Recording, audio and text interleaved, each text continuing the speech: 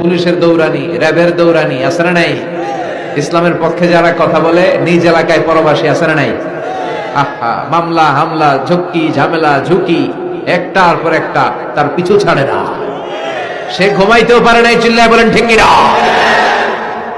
আনন্দের ঘুম আমরা সেদিন দেব ইনশাল্লাহ। ঘুমেন না? নাম কানাউমিল আরুস, বাসর রাতে বর যেমনি কনেকে নিয়ে ঘুমায়, ঘুমাও। দুনিয়াতে ঘুমাইতে পারো নাই, দুনিয়াতে খালি দৌড়াইছো। কি করছো?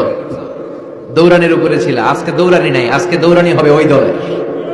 কথা কন, যারা ইসলামের পক্ষে ছিল না, আজীবন ইসলামের বাঁশ দিয়েছে, আজকে ওদেরকে বাঁশ দেয়ার পালা। সেদিন হিসেব উল্টে যাবে। কথা বলেন। এবার ওদেরকে প্রশ্ন করা হবে, তুই কো আমার রব্বু, কয় আমি জানি না। কি জানোস? কয় কিছুই জানি না। কি যে জানি না ওইটাও জানি না। দ্বিতীয় প্রশ্ন, ওয়ামা দীনুক, তোর ধর্মের নাম কি? কয় জানি না। ফেরেশতারা কয় আর প্রশ্ন বাকি একটা, তারপরে আঙ্গ খেলা শুরু। ওমান হাযার রাজুল, do you know this person? দেখো তো এই লোকটার চিনা চিনা লাগে কিনা। কয় না, চিনি না, আমি কিচ্ছু জানি না, আমি কিচ্ছু মনে করতে পারছি না।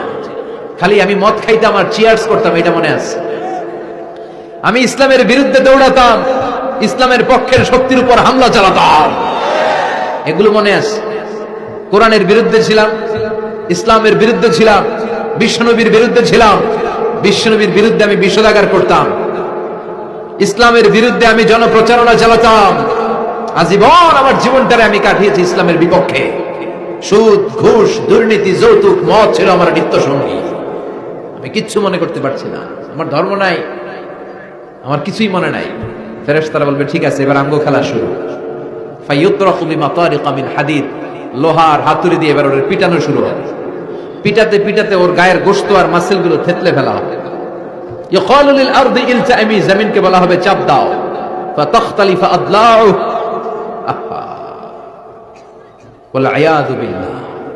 কবরের এক পাশের মাটি আরেক পাশের মাটি এমন ভাবে চাপ দিবে, ডান পাশের পাঁজরের হাড় বাম দিকে ঢুকে যাবে, বাম দিকের হাড়টি ডান পাশে এসে যাবে।